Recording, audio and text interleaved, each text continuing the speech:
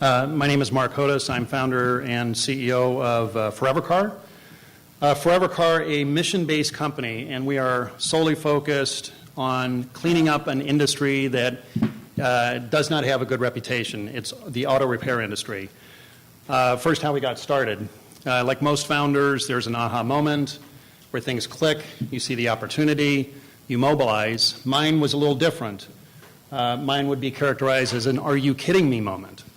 Let me explain. 4 years ago, as I was on my pursuit to shop for an extended warranty, this is what I was faced with. Look on the left, lots of data. Look on the right, a very unfulfilling user experience. What you can't see in the top, I'll read off to you. Thank you. Your information has been submitted for approval. An authorized agent will contact you shortly to discuss your options. That screenshot was not 4 years ago, that was 4 days ago. Are you kidding me? Then I did some digging. Found that there were a lot of tailwinds, a lot of consumer trends, a very, very big market. 190 million cars have no protection from an unexpected repair expense. The age of the vehicles on the road is at an all-time high, 11.6 years. And nobody, except for the very wealthy, has enough money set aside to cover an unexpected repair expense. Layer on top of this the dissatisfaction with mechanics and the overall repair experience, and you have a market. So I realized very quickly what I had done at places like Orbitz and Tickets Now was what needed to be done here. Modernize the user experience, bring transparency, make a product into a service. A couple of key accomplishments. The mission of ForeverCar is to become a digital disruptor, taking the hassle out of the car repair experience. The way we do that is to move from opaque and forced TCPA compliance to transparency and voluntary digital engagement. The customer is always in control. Removing the hassle. Digital human protectionators, that's a cute little word that we've coined, but something actually that's gotten a lot of traction. They deliver peace of mind by providing an end-to-end repair concierge solution. You'll see a couple of demos of that in just a moment. Like anybody, we need money. So a couple of key accomplishments. We closed our Series A about a year ago.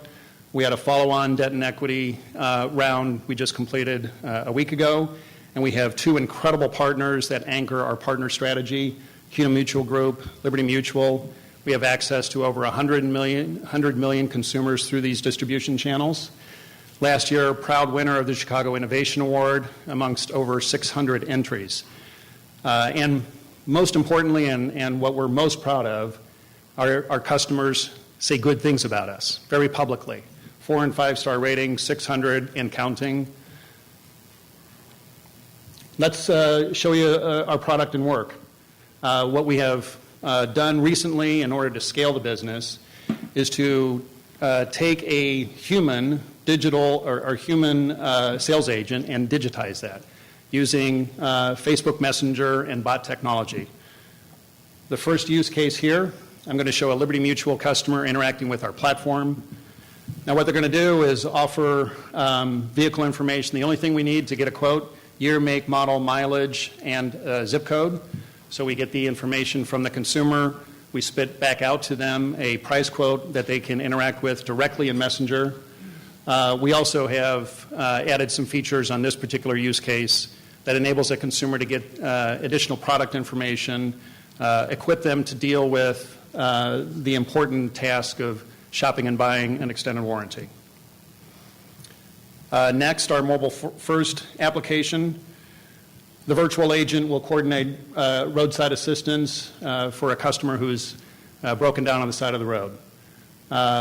We go through a process to understand their needs.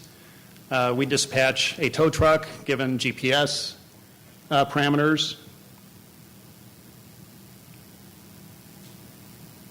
First of all, look up their contract, make sure that they are in fact a customer. Confirm their vehicle information. Car's not operational. We need to know where they are. And in fact, they do need a tow. Here's the location. There we go, Mark. Bong. Bong. Judges? Great presentation. So, worked with a couple of companies using bot technology, and one of the big obstacles that I've seen, I'm interested to see how you're tackling this, is when the conversations get more detailed and intricate. I feel like a lot of companies then, they kind of lose that kind of brand feeling with these chatbots. Have you run into that? And if so, can you kind of talk about how you're overcoming it? Yeah, this is it has a beginning, it doesn't have an end sort of story. This is what you're seeing here is probably our bot.5. And so we've done a very simple, mapped out all of the primary use cases. Every day we go through the previous day's activity, find where there were dead ends, and build those out. And that's the level of sophistication that we have now.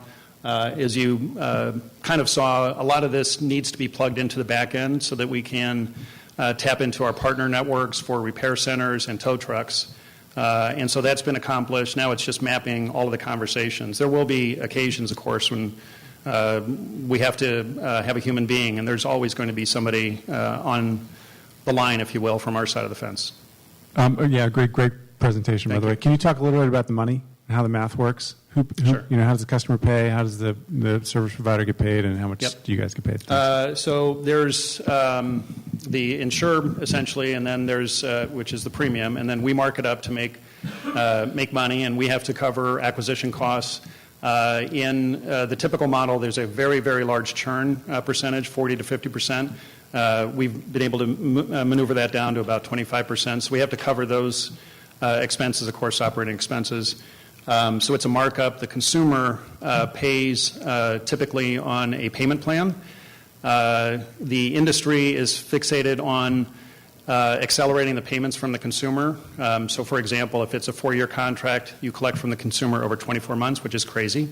So we built our own finance operation back in November of last year, and we have alignment with the payment terms and the length of the contract. So that's where we are now. It's going to eventually go, and we're focused on this, to becoming a true month-to-month product. Still a great deal of inefficiencies to be wrung out of the ecosystem. Can you talk about how customers hear about you? Like, what are your marketing channels? Sure. We have B2C and B2C. The Liberty Mutual, CUNY Mutual Group are sort of the powered by distribution partners, and we have a B2C. Let's see, tomorrow we are going to unveil our first sort of bona fide online acquisition campaign, very broad in scope, and use data platforms to understand what the right activity is. We did learn a very bitter lesson, which is AdWords. We found ourselves in not a great position because people were actually looking for this product, and that's not the time to sell it. Let me, real quick question, revenues to date? To date? Yeah, or to date. How much revenue have you had? I think the best answer is year to date. Yeah. 15 million. 15 million. And next question is unit economics when you go online. What do you think it's going to cost to take a customer, and to get a customer, and what do you think your return is on that? Yeah, if it's a $500 acquisition cost, which is our model is sort of oriented around that, then we're spinning out about 15% EBIT. Thank you, ForeverCar.